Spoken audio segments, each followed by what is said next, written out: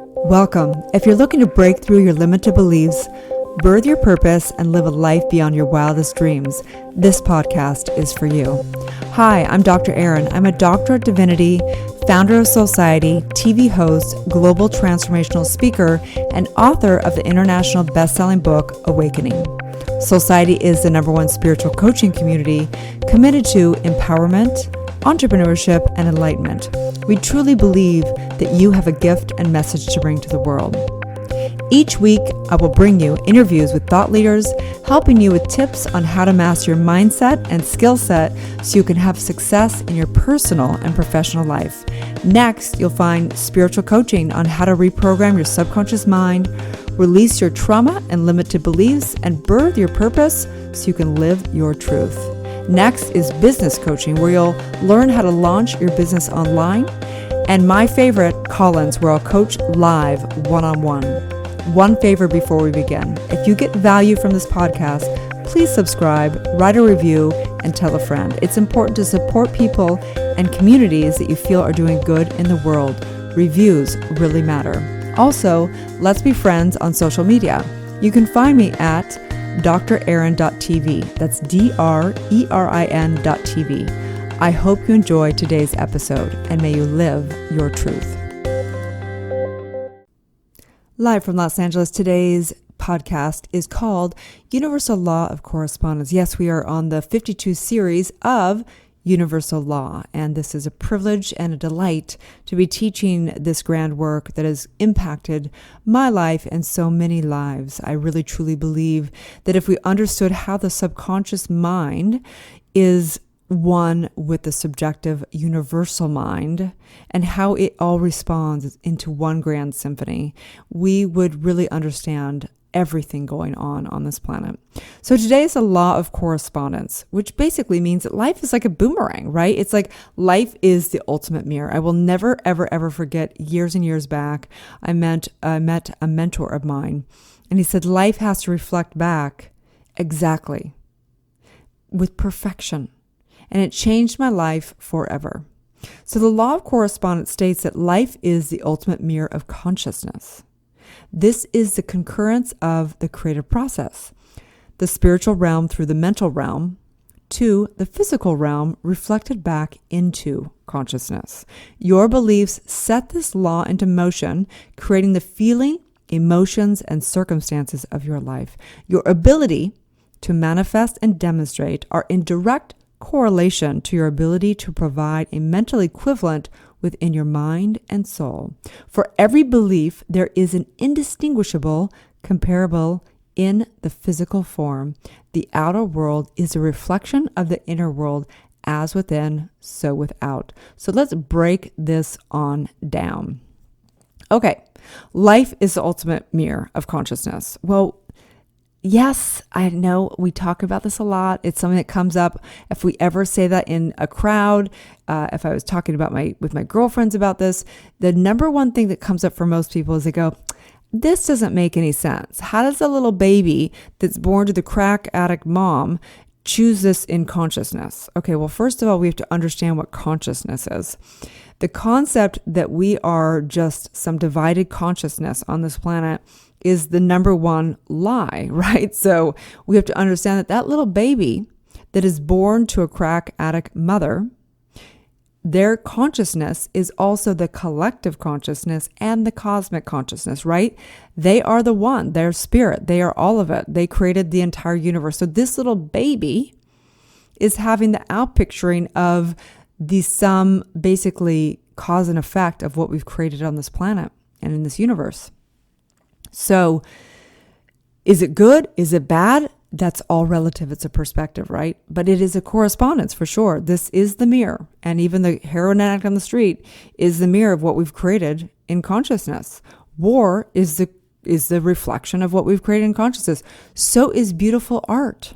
So is lovemaking. So is beautiful, fresh food. It is all coming from this one thing, and it is the ultimate mirror. Okay?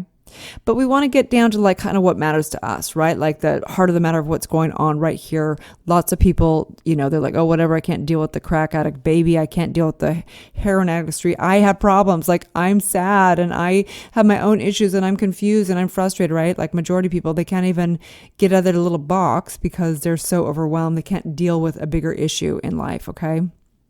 So we want to know that life is this ultimate mirror, that is this playground to see exactly where we are, whether we are developing our business, whether we are in a relationship with a lover, whether we are with our friends, whether we are dealing with our taxes, doesn't matter. It's all a reflection of how we relate to it, right? It's the correspondence at a core level, okay? So you can take this like in layers, right? So at some level, at a real surfacey level of this law, you can take a look at how your beliefs are playing into how you're perceiving the circumstances of your life. Like, obviously you can look at it and see how it's a blessing, or you can look and see it as a curse, and it's literally a reflection of what's going on in consciousness. That's a very, very, that's 101 of the law of correspondence, okay? Dig a little bit deeper, and you start getting down into how it really is responding even further, right? How is your health really related to what's going on in consciousness? How are there deeper issues in our cultural things or economical issues or political issues? These are more of deeper essences of universal law and how life is a reflection. We have the coronavirus right now, right? So how is this a reflection of what we've created? We don't know where it came from. Did it come from us kind of messing with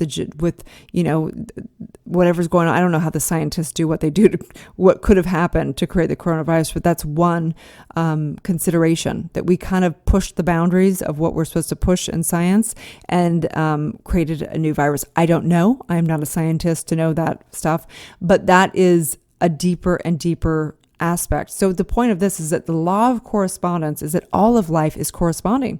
It has to be created. It is the effect of what we've created from a conscious perspective. So all of life, if you want to know what have you created, what's your karmic debt, just open your eyes.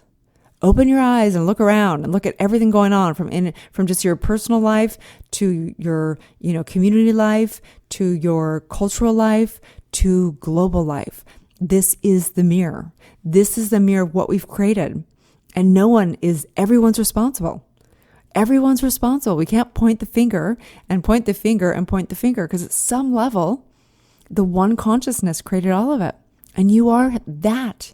You are the person that you think is the evil person. You are the angel that you see also. You are all of it. And so in this law of correspondence, the point is that you understand that your mind is powerful. Your mind is the greatest power ever.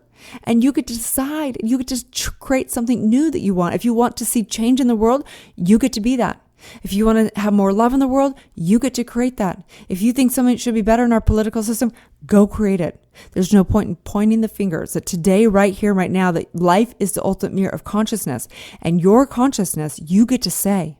You get to say what you want to create for yourself. And in this, I recognize that every belief is what is shaping the world. And what is belief? It is what you are being and what you're living. And so in this, I recognize right here, right now, that the only way we ever get to have the mirror of life switch or change is literally looking in the mirror and staring at ourselves and asking, who do I need to be? Who do I need to become to be the person that is the change I want to see in the world? Who is that person that I need to become to experience love and deep, profound relationships? Who is that in the mirror? Who does she need to become to be someone that claims her birthright of prosperity and helps other people claim their birthright of prosperity and know the truth of who they are? Who do I need to become? What principles do I need to embody to have that mirror of life reflect back the greatest life ever lived? One that's fully lived, one that's fully loved, one that's fully expressed in perfection. And so on that note, I know universal law of correspondence is teaching us every day in every way that life is the ultimate mirror. So clean it up, shine it up, and be whoever you want to be. This is not a dress rehearsal. Have a beautiful day, and may you live your truth. Thank you for tuning in to Soulciety and Dr. Aaron podcast. If you've had a calling to be a spiritual leader or coach, you can go to soulciety.com and check out our free training. If you've received value here, I would love it if you take a moment and give a 5-star review. In exchange, I have a ton of free gifts for you. Grab your free Awakening book, 40 guided meditations, and digital manifesting masterclass. I also have a free money meditation and worksheet for you so you can begin to break through your scarcity mindset and claim your birthright of prosperity. You can get all of your gifts and learn about our upcoming transformational events in my bio link in both Instagram and Facebook. That's under draaron.tv, which is DRERIN.tv. Also, I'd love to invite you into our free private community on Facebook under groups called Soulciety. That is facebook.com/groups/Soulciety. That's SOULCIETE. Have a divine day and may you live your truth.